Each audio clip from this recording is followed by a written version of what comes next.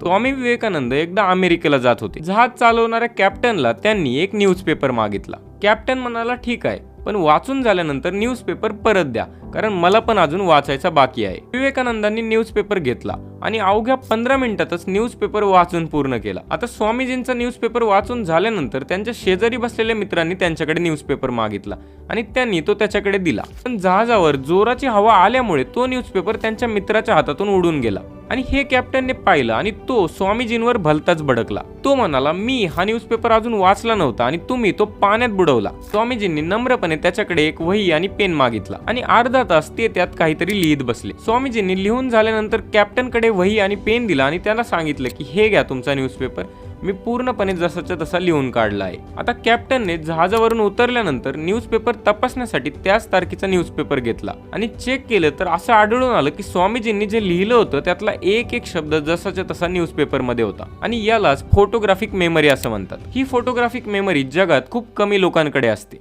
Photographic मेमरीला तुम्ही एक अद्भुत शक्ती सुद्धा म्हणू शकता. जर तुमच्याकडे अशी फोटोग्राफिक मेमरी आली तर तुम्ही काय कराल?